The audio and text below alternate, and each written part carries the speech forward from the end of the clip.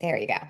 All right. Good morning, everyone. My name is Shante Alvarez Minor, and I serve as the Director of Graduate Recruitment and Student Success here in the Jonsson School. It is so great to see so many students early this morning on a Friday, so close to the weekend, joining us to learn about the Jonsson School experience from a graduate student perspective. I do a ton of traveling. I host information sessions. I visit with schools.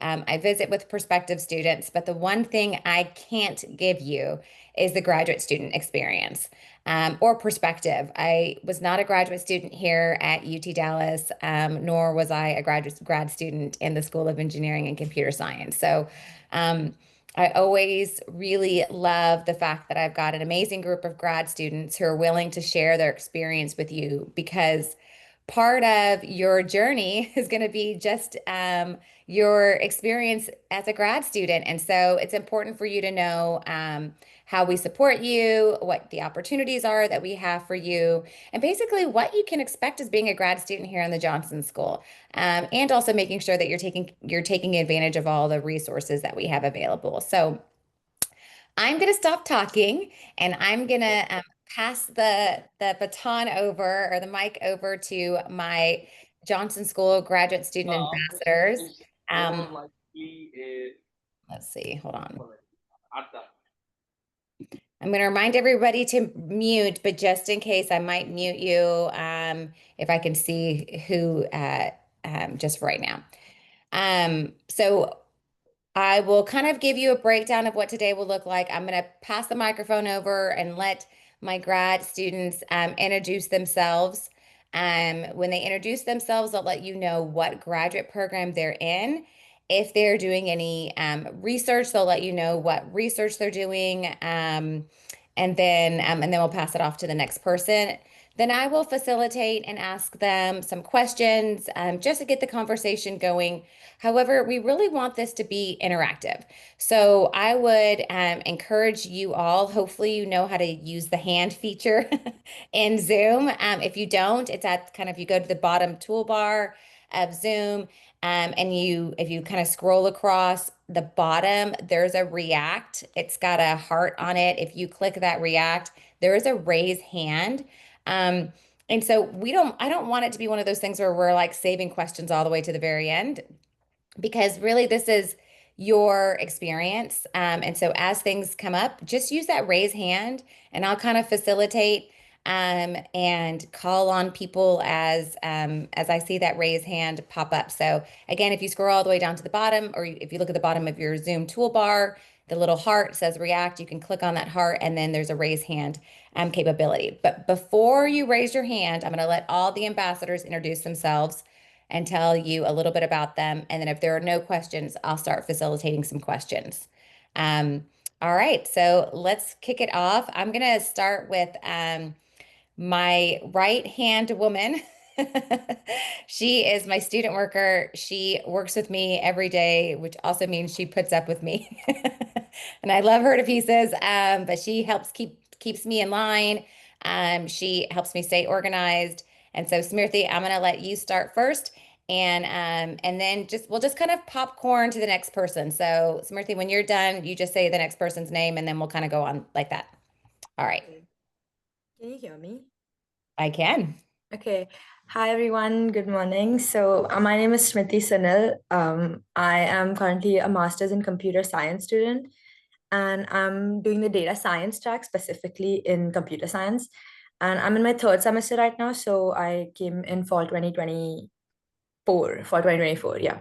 And I am on a non-thesis track right now. So I'm not doing research in my master's. So I'm just doing coursework and projects. And yeah, I'm also Shante student worker. So that's that.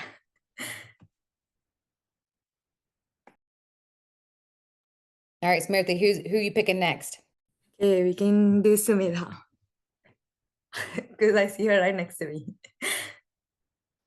All right. Hi, guys. Thanks for the passing the maiden, Shmriti. I'm Sumedha Guha. I'm in my third year of PhD. I'm in the Department of Bioengineering from the biomedical engineering track. My research is based on orthopedic implants and improving osseointegration in diabetic patients. So I do a lot of surface characterization, a lot of biomechanical strength testing of implants that go into these foot and ankle surgeries.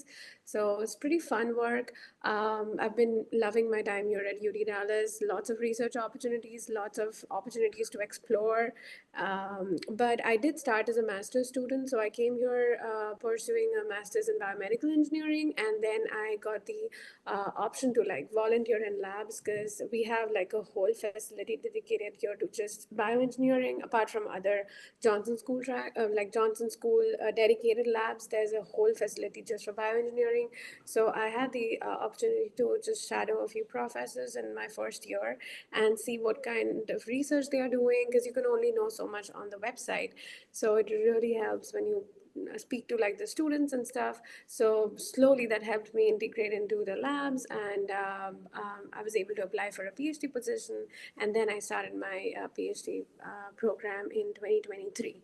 So it's been fun, and yeah, I'll pass the baton on to the next person. Mm, Grady. Is Grady here? Yeah. Yes, I'm here. Thank you, Sumera. Well, hi guys. My name is Grady. I'm a fourth year PhD student at UT Dallas in the Department of Biomedical Engineering, like Sumera. So we actually served last year together as biomedical engineers, um, graduate student ambassadors. We also served together in the biomedical engineering student, like graduate students association. So thank you for choosing me right after you. And I'm doing my research in Dr. John's lab, and her lab is specialized in building microfluidics devices. And my research started with a master's degree. Like I was always interested in doing research, but I didn't do my master's degree here. So I came directly to do my PhD, started in fall 2022, directly um, taking classes, like required classes. And since I had an advisor that time, I started straight away with my research that was bridging immunology, virology, and engineering. So I built microfluidics devices.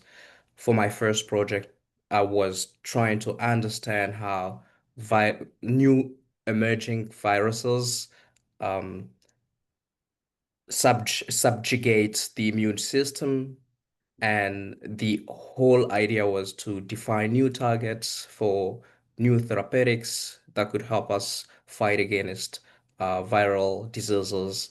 My current project is on biomechanics of cells, especially immune cells, to try and understand how the different stresses or biomechanical stresses that cells sense in the body drive inflammation, and that can help us define new drug targets, especially to um, treat diseases like atherosclerosis, like heart diseases and lung injuries in general.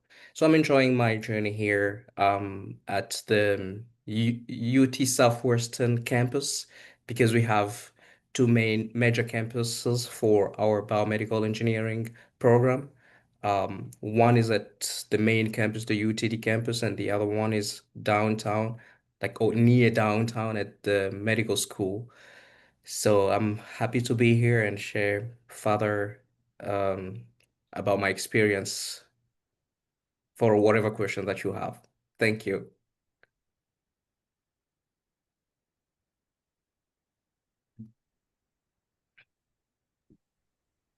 So next person, let me check if I can see anybody here. Sarija, she's there. Yeah, I'm there. Hi, guys. Um, Hi, my name is Shrija. I'm currently doing my master's in computer engineering. So I'm doing my third semester in master's. which is like specialized in machine learning as well as hardware engineering with VLSI and firmware-based project like FPGA and product innovations. So before joining UTD, I was like pretty not in that into the tech, but right now I'm in trying to bridge that hardware gap between and the software gap between the hardware and software. And I'm also in a non-thesis track, not in a research track. So and also, yeah, that's it. And also, I was working as a comment caller around the UTD, where I call alumni for outreach, and I could get funds for the campus for comment cupboard and basic needs resource. And those helped me understand more about students and alumni community. Next, I would like to popcorn to mm, who else is like Manoj.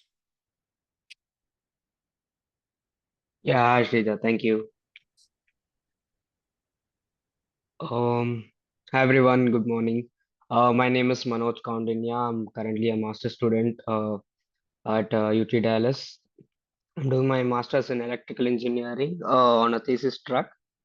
So my thesis is building graphical user-friendly interfaces for visual inspection systems, which consist of image processing and deep learning models, integrating the image processing and deep learning models in the embedded machine learning lab at UT Dallas. I'm currently in my second sem, so I arrived to UT Dallas in spring 2025, and I'm I love what I'm doing. I'm very interested. I was always interested in image processing and also integrating deep learning models. And every day is a new day, and it's been going good here. Thank you. And next, I would say who's here? Mm, Alexandra? Oh, thank you, Manoj. Hi, my name is Elisandra Solis. I'm in my fourth year of my PhD in the biomedical engineering department. Our lab focuses on neural interfaces and networks. So if you've ever seen brain-computer interfaces where they're using implants for prosthetics for those who no longer have control of their limbs and stuff like that, that's kind of the basis of our lab. So some of it is geared towards making sure those probes can stay in the brain longer without having adverse effects like infection or anything like that. I use neural interfaces to look at or to develop treatments for a rare brain disorder. So we have a mouse model that is housed here in our vivarium at UTD that exhibits the symptoms that you would see in humans who have the same rare brain disorder, which is known as G1D. So I use those animals to look at the neuroactivity going on and to see if we can try different treatments and see if we recover some of their mobility. I think that's, so I'm in my fourth year, so I started in 2021, right after receiving my bachelor's in San Antonio. So I did not take the normal track of going bachelor's, master's to PhD. I went straight from my bachelor's, and I have actually just received my master's through my PhD this past summer. Excellent. Thank you so much, you guys. So students, as you can see, we have a great wide range of students on our call. So some that are on a thesis track, some that are not on a thesis track. We've got masters and PhDs. So what I'm going to do is I can't see the chat, so just give me 1 second here so that way I can pop it up over here on my other screen. If you have a question and you don't want to use the raise hand feature, you can definitely pop it into the chat, and then I'm happy to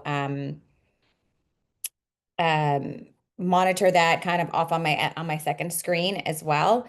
But if not, then I'll just kind of keep asking the students questions. So I'm going to start off first with Smriti and Surija, because I think those are my two master students that don't have a thesis track. So What are your plans? Like, so why did you guys decide that you didn't want to do research?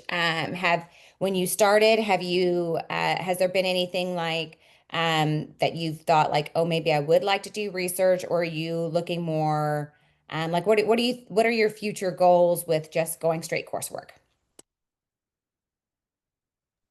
Should I go first? Sure. Okay, so I did my undergrad in computer engineering, but for me, it was more like the undergrad courses were too general and they didn't focus on one specific thing that I wanted to do. And also, I didn't really have an idea of what I wanted to do during my undergrad. Like, I was just kind of exploring different courses. And with undergrad, you go into software, you go into hardware, you do courses in all different areas. So I definitely wanted to specialize in one area, which is why I decided to pursue studies further. And I didn't do a PhD because it's not that I'm completely against it, but I wasn't interested at the moment to do a PhD. And I also wanted to get I wanted to get work experience like in the actual like practical world. Because with my field, like in computer science, I feel like it's important for me to actually work before studying more to actually understand what I'm studying. So yeah, so I did a few internships back at home when I was doing my undergrad, and then I decided that I wanted to go kind of into the data science field or data analyst field. So I decided to then do my master's and choose the data science track. And for future goals, well, I would love to get a job and get a job in data science or data analysis, and also like anything like internship experience, work experience, that would be great. And yeah, right now I am doing a lot of my courses are focused on data science, and even my non-core courses are kind of like natural language processing and there's machine learning. And so I feel like it's just much more in depth compared to what I studied in my undergrad. And it's a lot more project work and a lot more practical work than actually just reading stuff. And that is much more different in the masters as well. So that's one of the main reasons I decided to do my masters, to kind of know what I'm interested in exactly. I love it. That's great. Yeah, I always tell students, and that I love, Smriti, how you said it got more specific, because that's how you have to think of your degrees. A bachelor's is going to be so wide range, and there's going to be so many coursework that you do that's not necessarily have anything to do with your major. And then as you get to the master's, it gets a little bit more specific, and then as you get to a PhD, it gets even smaller, right? It's even more minute, more specific. All right, so Shrisha, what's your goal? What are you thinking that you're going to do with your computer engineering? You said you're focusing on machine learning, so what would you like to do future goals? As Smriti said, same thing. Like I was doing my undergrad in electronics and communication engineering. After that, I like worked for a year, and I was like, I'm not into the research. I can't stick to one specific topic and do a research about it, which is not my forte first. And also, I like explored different things. I was not having a clear clarity of what kind of research I want to do. So that's the main reason I didn't choose any thesis track. And also, like, I want to explore like different projects I had in my mind and ideas which I wanted to implement. And also, I was very much focused in learning more machine learning models. And nowadays, AI became such a big thing. And getting to know more on LLMs and tokenizing them were my major priority, and learning about it and getting that one job which we all need, that American one dream. And that was my main interest. And also my future goals would be like looking at more forward to learn more about AI, and implementing AI in the hardware systems is my next ideas which I'm coming up. And yeah, I'm doing research on that probably. Yeah. Nice, nice. Okay, thank you. That's excellent. Yeah, it's always hard when you go from a bachelor's to and then advanced degree right away. Just really knowing what it is that you want to focus on. So that makes perfect sense. If you're still looking at a wide range of things and you want to be able to have lots of opportunities, then I could definitely see how not choosing a thesis track if you're not quite sure what you want to research just yet. Yeah. So, Maida, I'm going to move to you next because you talked about the fact that you started off as a master's student. Um, Can you let the students know, did you graduate with your master's? Who are you mentioning? Is it me? Samaida. Okay. It's me. I'm sorry. I was taking some time to just figure out where the microphone option is. I found it, guys. Sorry. um, sorry, Shanti. Your question was, did I already graduate? Right? Yes, I already have graduated with my master's. I graduated this summer, actually. So the first. Well, sorry, what I meant was, did you have to complete your master's first before you were able to move into the PhD? I'm sorry, I didn't say that right. That's what I meant. Got it. No problem. So no, actually no. So UTD has a unique option where you can switch into the fast track program really easily. So you can start your PhD simultaneously while doing your master's. And the way it works is you need to finish at least 75 credits, including research as well as class hours for completing your PhD. Now, within those 75 credits are 33 credits that can be transferred from your master's program.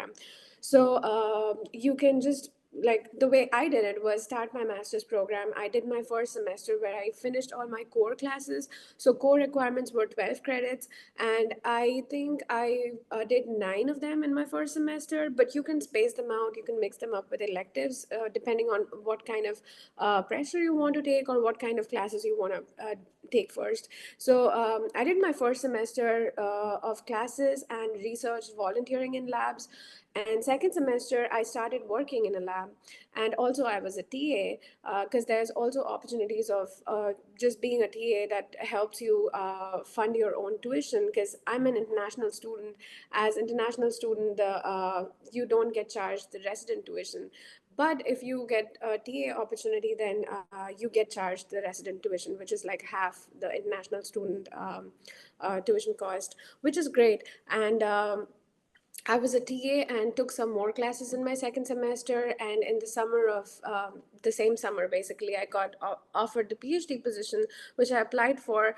And that was when I took a little bit of a break from my master's classes. I was able to do that. I just had to enroll in research credits towards the completion of my PhD, but my master's was hand in hand going on. And the first year of my PhD, I was just finishing my master's classes. And then I was done with that, and then I graduated with my master's, and I'm still continuing with my PhD. So it can be done simultaneously. Excellent. Yes. It's okay. Perfect. Because that's what I wanted the students to know is that the beauty is that if you start as a master's student, and regardless of the academic program that you're starting in, if you start as a master's student, and if at any point in time you find a faculty advisor that you are just really meshing with, or you love working in their lab, or you're able to volunteer in their lab, it really is a seamless process for you to move into the PhD program. Of course, like always, you want to make sure that you've got that advisor that's there to support you. That's probably the number one thing. But the great thing is that it is the possibility is there. So so for any of our students who are pursuing masters, just know that there's always that door's always open to pursue the PhD as well. So next, I'm going to move on to, and I'll just keep looking here at the chat. But again, guys, if you've got a question, anything that the student says, and you want to ask them more, or you want to ask a clarifying question, definitely feel free to raise your hand or pop a question in the chat. Or even if you just want to type, I have a chat, I have a question. Then I'll call on you next, or I'll let you unmute. So Manoj, I wanted to ask you, I love the fact that you're doing a master's with a thesis track. Can you share with the students what does that day look like for you? What does your schedule look like? Students are always wanting to they ask me all the time, like, well, if I do the thesis track, what does that look like? What will my schedule look like? So can you share what a typical day or typical week of a master student who's pursuing a thesis? Yeah, thanks, Shante. Yeah. So a typical day of mine would look like I would say I do have courses as well. So this current sem in the fall I have two subjects. So there is two courses and one research hour. So I when I have classes this sem on Tuesdays, Thursdays, and Fridays. So whenever I have classes, you will find me in my class. And during the other days, I uh, kind of have a schedule that I try to be in the lab in the morning, in the embedded machine learning lab, right at around 10 or 11. And then I work on the research project update for that particular week. And yeah, till the evening, and then it's either class or I come back home. And it's just yeah, but the thing is, what I find lovely about a thesis track, I always wanted to do research, is that each day is new. Uh, each day comes with new challenges. There might be something, there might be a code that gets stuck upon, or uh, the advisor would want us to work on something in this direction so that we see uh, tangible results, or something like that. So it's not like I kind of wind up doing the same thing every day or something like that. So each day is something new. Each week, there is always something new to work on, and that is what I love doing my thesis right here at UT Dallas. Thank you. Thank you. Yeah. So that's so Yes. it's a would you say that you are a Monday through Friday 9 to 4, or do you got some built-in breaks? Yeah, I would. I know I have the schedule is flexible for me, right now at least. So, it's kind of from 9 to 4, and I kind of have breaks in between.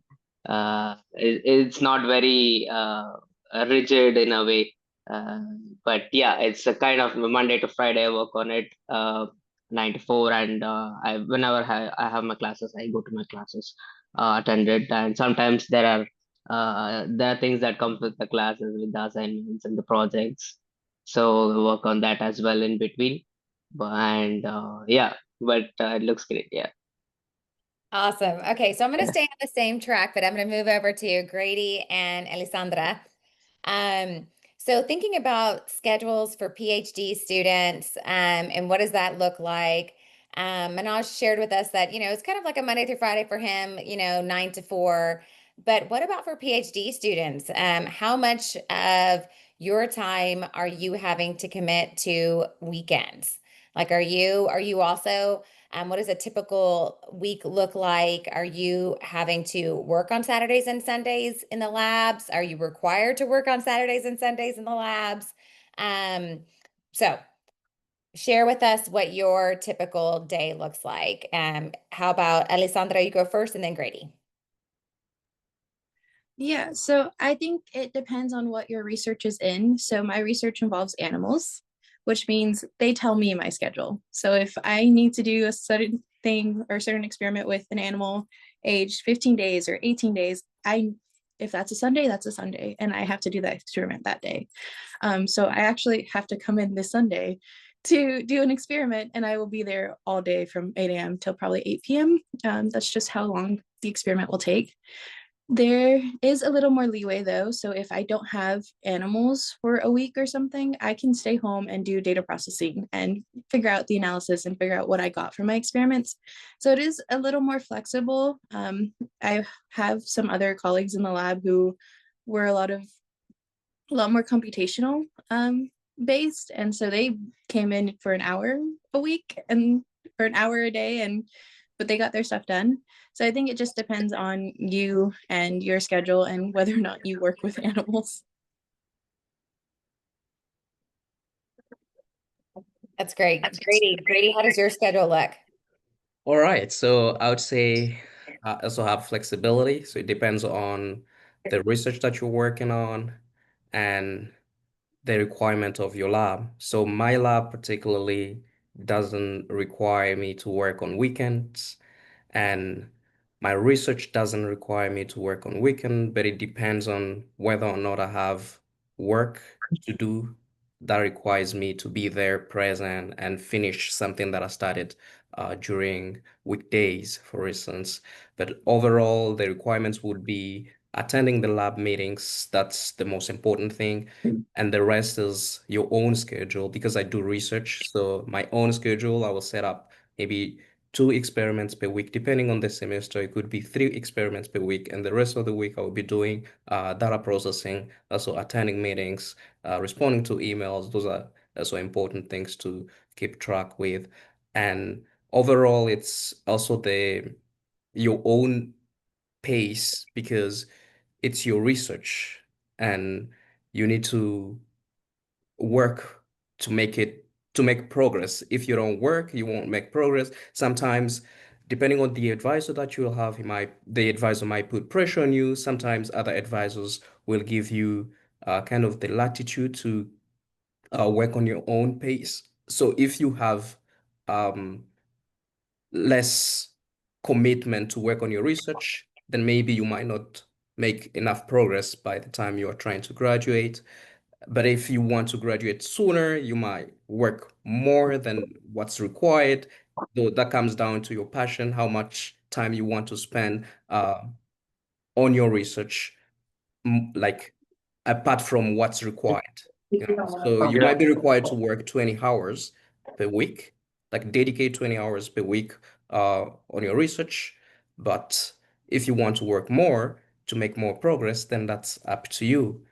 So there's a lot of flexibility, and also you can choose different paths.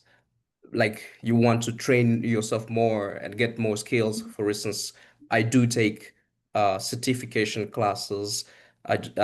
This semester, like since spring this year, I've been taking a certification in um, advanced machine learning and artificial intelligence. And next semester, I'll be taking a certification in genomics. So it's all about you scheduling your time, taking your classes, and going back to the lab, do your experiments, and you know, make progress and make sure you are reporting the work that you're doing to your advisor because your advisor supports you and they want to see that you're not wasting your time and you're making the progress that's necessary for you to meet your calendar goals. Yeah, thank you, Grady, for saying that. I love that. The biggest thing I would say actually for all of our grad students is that grad school is going to come with ebbs and flows, right? And so if you think about the fact that some weeks you might have to put in a lot more work and have maybe earlier mornings and later nights, but it's not going to always consistently be that. That you might have some weeks where you're just rocking and rolling and it's a regular 8 to 5 and you've got some breaks in between and it feels really easy. And then there's going to be other weeks, maybe months, where it's late nights, maybe it's a little bit more stressful, early mornings, things like that. So just know that it's gonna definitely come with some ebbs and flows. So I don't see any questions yet or any raised hands. So we'll continue to keep moving on. Um, I'll ask one question of everyone. So all the grad students on the panel, just think about, oh, yes, Kaja. Uh, so this question is for you. So yeah, I did like requested for the recommendations from my professors and like due to some like in the busy schedules like I got only two of them for the recommendations. Like is this two is enough for my PhD application or like do I need to have many like the three? Sorry, are you asking, do you need to have 3 recommenders? Yes, yes, yes. Like I tried to reach my professors, but the date was so close. Like the way we got will be going to close on 20th. So I'm really on tight. I'm so tight right now, so packed. But my trying to reach my professors through my phone call or the emails, but like it's taking me time to receive a response from them. So what are the other options that I can get the letters recommendations from? Yeah, that's a great question.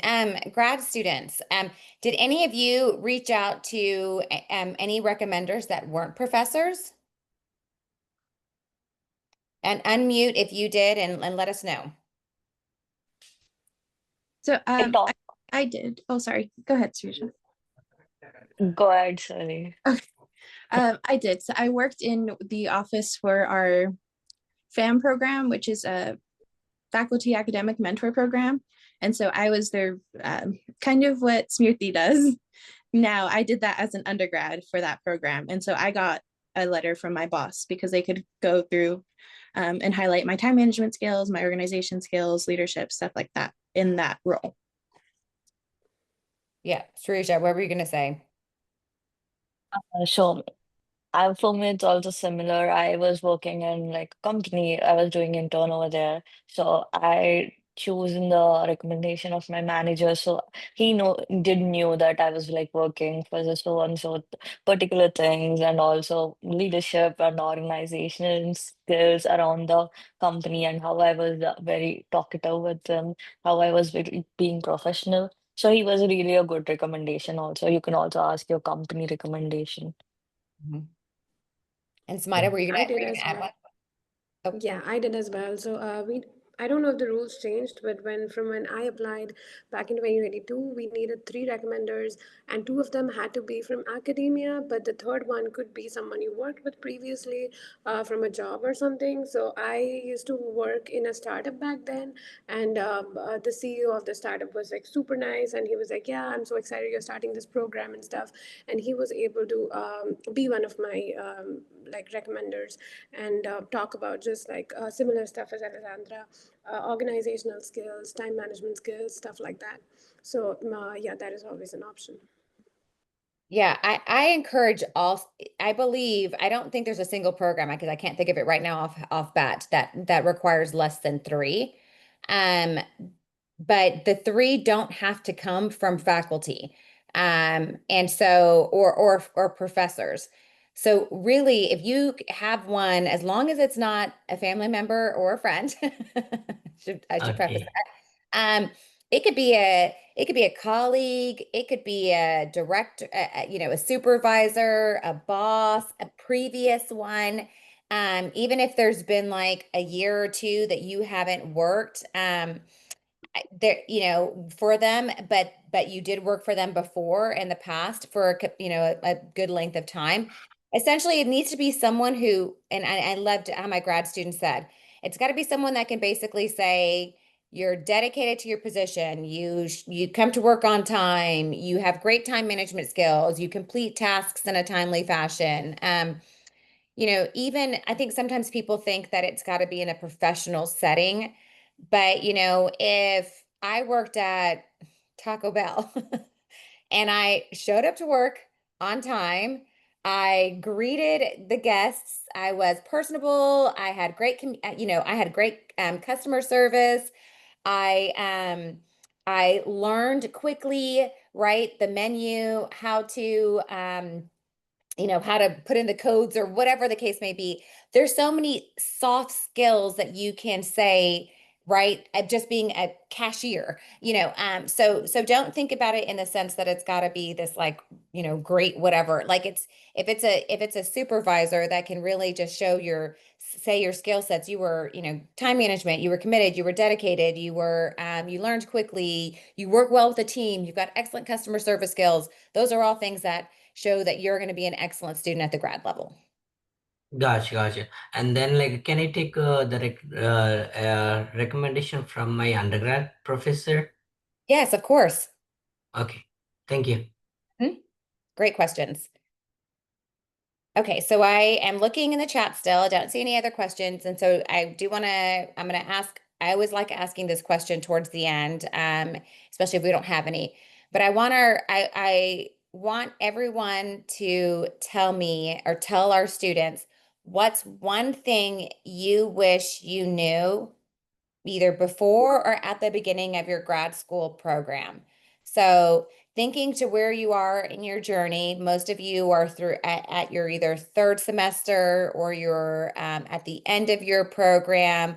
what's one thing you would go back and tell your past self? So what's one piece of advice that you wish you knew in the beginning before you started that you could share with our group today? So if you need a second to think, go ahead and take a second. If there's somebody that already knows, oh, I know, what's the one thing I would tell my past self?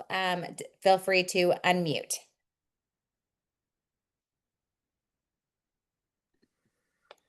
I can go ahead first. I think just taking it easy. It's not a sprint. Just taking it one day at a time. That's very important. Because in the beginning, I was like, no, I need to finish everything today. But it's not like that. Grad school is like Shanti, you mentioned earlier. It comes in ebbs and flows, and some days it's gonna be like stay all night, stay up all night, finish this work. Some days it's gonna be much relatively easy, but just learning from those, kind of recalibrating, and then just showing up the next day. And it's just being consistent, I guess, and showing up and not pressuring myself to being like, okay, I need all the answers now. That is just a recipe for burning yourself out. So I wish I knew that earlier. I've been learning that through my PhD journey. That, and also another thing I wish I knew in my first year of PhD was there are great resources on campus. I kind of knew that, but I just didn't delve deep into it. For example, there's the Student Counseling Center, amazing people. UTD offers like basically free therapy, which is amazing because insurance does not always pass through. Insurance passes through for your physical health issues, which is great. But then for a lot of like mental health challenges, you want to talk to someone with an unbiased point of view. Sadly, insurance doesn't always go through, but then we have the counseling center in UTD, in the student union. I don't know if a lot of people know about this, but it's a great resource. I wish I knew about this earlier, because yeah, that has been a lot of help. Yeah, I think these two are my main things. I can go next. So I can speak from like my perspective of I think being an international student, and specifically because I did come from my master's, so I'm only here for 2 years. So it's kind of a little more stressful in the sense of you have less time, but a lot to do. And also, like I said, like it's very stressful right now as well to like get a job and think about your future because things are so uncertain. But I think before I wish I knew before I came that uh I need to like I needed someone to tell me like you have to start early. I think, I mean, although it was just my first semester and I kind of took time to adjust to the new place, to like my master's program as well, but it's very important to start early with whatever you're doing, whether it's like applying for jobs, whether it's like upskilling and any of these things. Like it's important to start early, but at the same time, like Sumedha said, actually, I initially like I used to put myself on such a tight schedule like the entire week, and I'm like, I have to get this done, I have to get this done. But then I used to end up working on my like being so strict about working on everything on my schedule that I would like be so burnt out at the end of the week. And then like the rest of the week just goes in me being like, okay, I deserve a break. And then the break is just like so long because I felt like I did everything in the beginning of the week. So I'd say like finding like the right balance between working and also giving yourself like a break so you don't burn yourself out and then you're not able to be like do good at whatever you're doing. So that, and also one more thing I think for me that I took a little time to find out is the balance between like my actual academics versus learning for myself, like not just learning for giving my exam or something like that. So I think now I found a really good schedule for myself where I'm able to divide and dedicate time for my masters, my assignments, for applying for jobs, for like kind of focusing on that aspect and preparing for interviews and stuff like that. And also at the same time, uh, upskilling and doing courses, going on YouTube. Like we don't need to do paid courses, or you don't need to do all of that. There's a lot of resources on YouTube, and yeah, so like using YouTube, like learning, and I think I'm in a good schedule now. But I wish I was the same when I came because I only have 2 years. So yeah, I think that's it pretty much. I don't know if I answered it well. You did pretty well. As Smriti said, like you should start early. There's this tool called, if I had known this tool, it would be really helpful. There's this tool called Simplify, which auto applies your half of the applications after you giving. You need to be ready to apply like thousands of jobs, and you will be getting some one thing. And other thing is ask the professors. Don't be hesitant to not ask that right questions which you feel with the professors, and be very much friendly, because here the professors are very much friendly, and through your professors only you may end up getting one job one day, and you may land that research job which you really want. And also there's at the start you have that honeymoon period where you like to want to explore everything, and the slowly the thirst dies down, but you will be finally getting that place where you want to apply everything, and you will be happy to like figuring out. And also I want to tell that I didn't knew like there were like a lot of conferences happen around the Dallas through UTD, and also there's also a lot of events happen around, and there's handshake which you should apply through your jobs around the campus where you have this opportunity. This handshake I also didn't knew we could apply opportunities around the campus, but there's a handshake where you can apply the opportunities and get on an on campus job. And yeah, probably these would be some of the things which I feel like they should have known. Yeah, I'd say I agree with most of what my colleagues said, but something particularly unique that I wished I knew when I started was that first of all, I've been I've been somebody who loves research. I could spend hours and hours in the lab, and I didn't mind much. But I wished I knew that while doing a PhD, you can develop other skills, and you can also um, target other career paths aside academia, because I've been in my program with the only one focus on academia, so much so I didn't know that there were possibilities to actually take summer internships.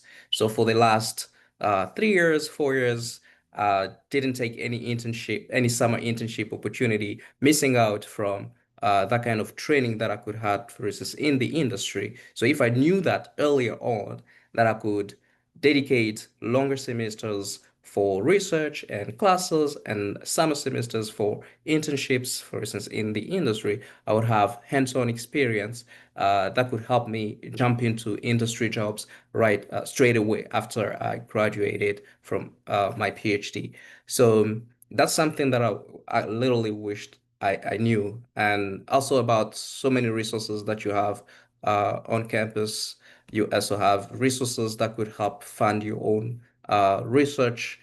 As a PhD student, you need to learn early on how to write grants, depending on the research that you're working on and depending on uh, the lab that you're working in. So you could be required to write small or short grants that could help your research move forward, buy some regions for your experiments, for instance, and support your conferences where you want to go present. And UTD has a lot of resources that you can leverage to actually meet those goals.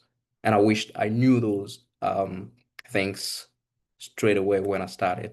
So if you can learn those right now, that would be very helpful, and you'll be successful as you move forward.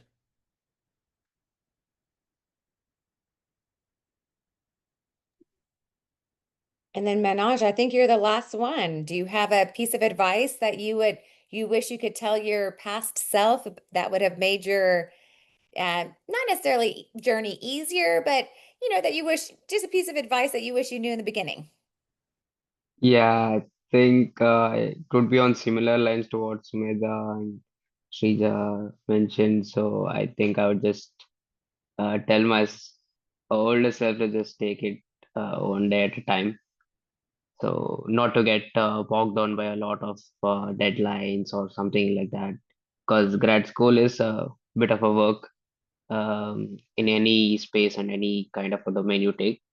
So that is something that I would tell myself and also maybe to everyone here. Yeah, Thank you. thank you. I can't stress enough to the students on the call and the students who will hopefully be watching this video later.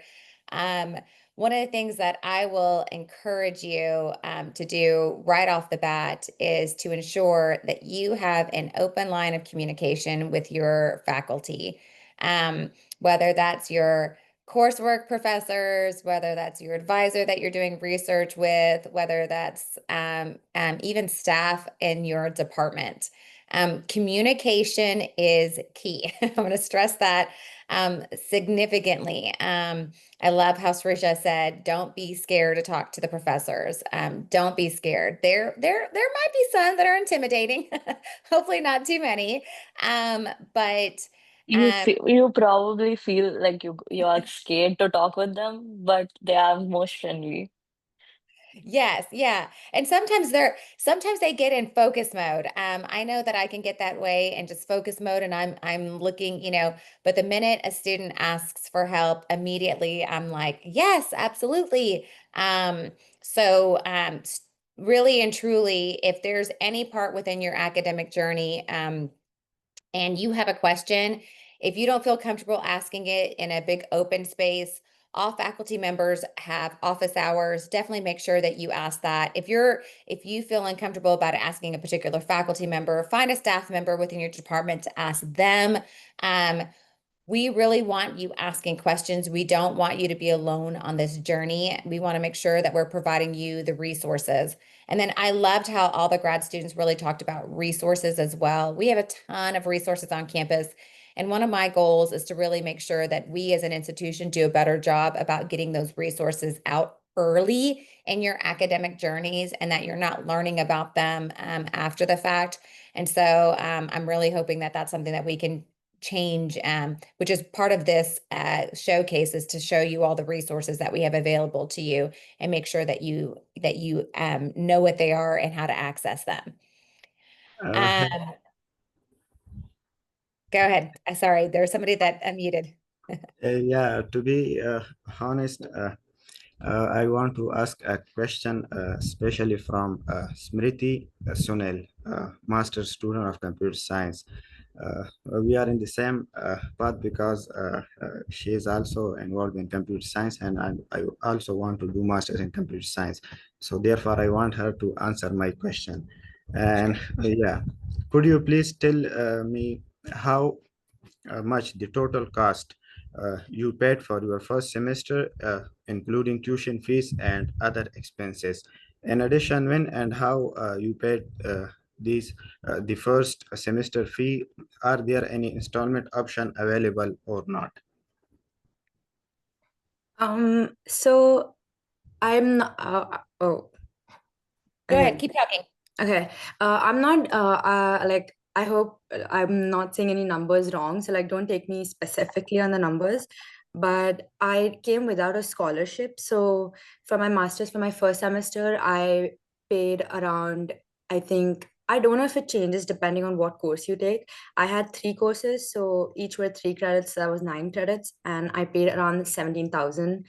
Out of which I think 14,000, around 14,000 was the tuition, and then there was the student insurance, the health insurance, which was, I think it's around 1,400 if I'm not wrong.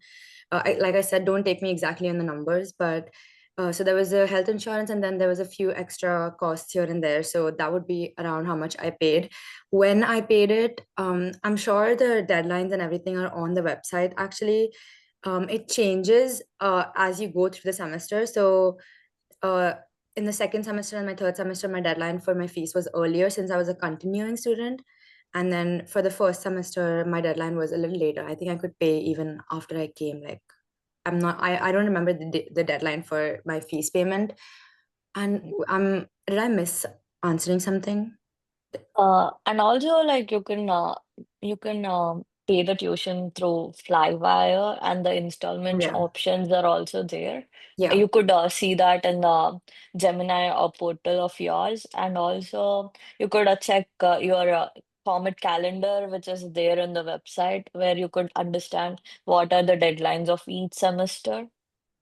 Yeah, so they do have an installment option, which it's pretty clear on your Galaxy portal. So once you go from Galaxy to the payment portal, they give you an exact kind of understanding of how the installments work. I think they do 5 installments or 4 installments, and you have a deadline for each. And all of those deadlines will be made clear to you in the portal itself. So yeah, there is an installment option as well. Thank you. Thank you very much for answering this question. Yeah. Yeah, that's a And great yeah, question because I definitely know that cost is always an important concern. So I just popped into the chat our tuition and fees estimator page. This is straight from our bursar's office. Again, it's gonna be definitely, like an estimation. So that's why it says an estimation calculator. But you can see here, you can change this to graduate, non-resident, fall 2025. We always say go variable. The other one that you can choose is a guaranteed, but the guaranteed typically is higher, so go variable. You'll choose the Eric Jonsson School of Engineering and Computer Science. The minimum, or I shouldn't say minimum, as a student on an F1 visa, you must be full-time. Full-time is considered 9 credit hours at minimum. You can take more than that, and then that usually comes with department approval. But 9 credit hours, and then if you hit submit, here is your rough estimate of what your cost could be. There, you can always look over here for additional of what those other fees are. So, when you're looking at like courses and then your housing and your meal plans, obviously as an international student, there are some additional fees that are assessed to your accounts. Here's like meal plan and housing, things like that. But you can get there. Oops, you can get there all from this page that I just popped into the chat for you. So, but great question. Obviously, I'll just change this really fast so you can also see it for residents. If I go down residents, 9 credit hours, and I click submit, you can see that the cost is about little less or a little more than half of what it would be. So for those on the call that are potentially non-residents, part of your tuition and fees to become a resident student is if you were on the call yesterday or if you weren't, definitely watch the recording. The you would need to get a scholarship of at least $1,000 or more, or be a TA or RA, and that will also qualify you for in-state tuition. And then your tuition drops to the resident versus the non-resident. yeah, thank you very much. Another question is, uh, if I face any issue like visa issue and I'm not able to attend the classes on time or travel, what option do I have? Can I defer my admission? If I defer, they will refund, or take online classes until my visa is approved. Yeah, so we actually are encouraging all of our international students to not register for classes until the visa is approved. It gets a little bit trickier if you register for classes and then your visa is not approved. First of all, to answer your question, yes, you can always defer. So that's not a problem. And we work with you to defer so that way you don't have to reapply and all of those things like that.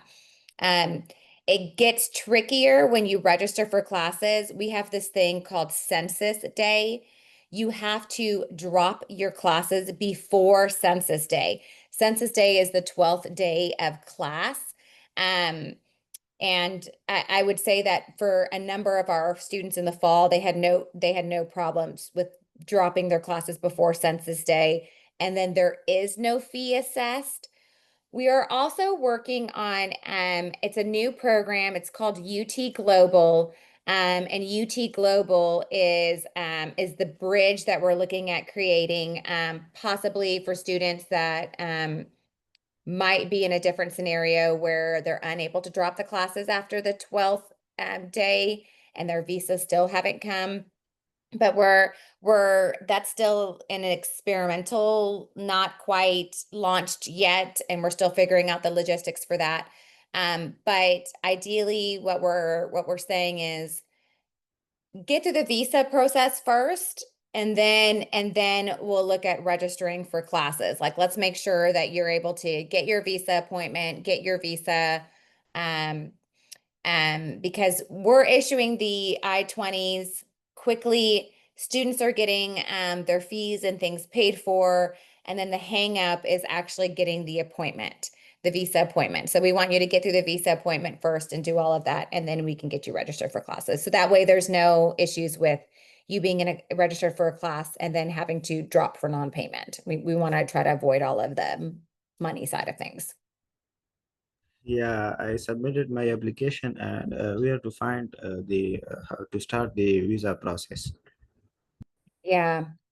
It's yeah. So once you for the application, those will get processed right away, and then yeah, and then we'll issue those I-20s as quickly as we can. But really well, with of course the correct documentation. But we would definitely say try to get those visa appointments and set and secured before registering for classes. Thank you. Okay, I Yes, of understand. course. So we are just slightly over time, which is okay. I definitely want to make sure that I'm respectful of my grad students' time and your time as well. Is there any other questions that you would like to ask one of our grad students, or is there any question that you would like to ask me? I've got the website open, so I can definitely maneuver there. I provided you the link for tuition and fees. Any other questions we can help answer before we officially end our Jonsson School Virtual Graduate Showcase? Yeah, I request for the video. Please, ma'am, upload the video on YouTube. Yes, all the videos will be uploaded. This video will definitely be uploaded to YouTube. It's always by end of business day. So you guys will definitely have it by the end. Also, I will let those of you on the call know, but of course, any of you that are watching the recording after the fact, we will also be sending out the QR code and link for the application fee waiver. So if you have not gotten that, that will go out to all students who registered for the Jonsson School Graduate Virtual Showcase. So you'll get that information as well, along with the YouTube link that will send you to where all the videos are located. So we definitely encourage you to check out our social media channels. We've made it really easy for all of our social media channels. The handle is at UTD Jonsson Grad. So for all of our channels, it's the same handle. So definitely follow us.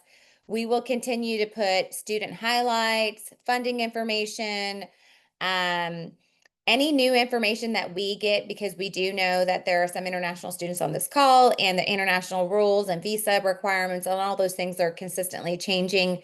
So we'll provide updates on there as well. So as I get them, we'll make sure that we upload those. We'll also upload resources that we have on our campus. So as our different departments post resources, we'll make sure that we get that uploaded onto our social media channels. We want to make sure that we keep you all informed of all of the information that we have here at the Jonsson School. So if we don't have any additional questions, I'm checking the chat here. Oh, yes, Kasha. Yeah, this is not a question. This is a request to a few of the PhD people like who are actually in the call, the Sumeda, Manoj, and then Srija. Like I have like I requested, and then Elisandra. So I requested like in the to be a professional connection with through LinkedIn. So I hope you guys just go through and then follow up the request and then accept me. And then like I'm very happy to work with you. Like since I'm going to be PhD candidate, like one of your colleague. Like I need your guidance and support in everything pretty much. So I hope you guys will accept my invitation and then stay in connection with from here. Thank you guys. Thanks, Kaja. Yeah, we will be doing some, hopefully over the next couple of months, we'll be doing some fun stuff through like Prepalayer Instagram, where it's like talk to one of our ambassadors, that kind of thing like that. So you'll be able to, but yes, definitely feel free to connect with myself or our grad ambassadors through the social media channels for sure. Well, guys, again, we're over time, so I'm going to go ahead and wrap this up. A special thank you to my grad students and my student worker, who's also a grad student, Smriti. Thank you guys so much for coming out this morning and taking time from your very busy schedules to be with us and share your experiences, your perspectives, your knowledge to help our future UT Dallas Comets be successful on their graduate journey. So I am extremely grateful for your help and support this morning. And then a big thank you to our grad students, our prospective grad students who came to the information session this morning. I'm thankful that you're here to listen, learn more about our institution, and learn from our graduate students so that your graduate journey is successful. So with that, thank you so much for joining us today. Enjoy the rest of your Friday. Have a great weekend, and we will be in touch via email with additional information. Thanks. It's, Bye, it's y'all. so nice. It's so nice of you. It's so nice of you. Thank you. Thank you. You're welcome. Bye, everyone. Bye. Thank you. Bye. Thank you. Bye, Bye everyone. bye. Thank you. Bye. Thanks, guys. Thanks, guys. Bye.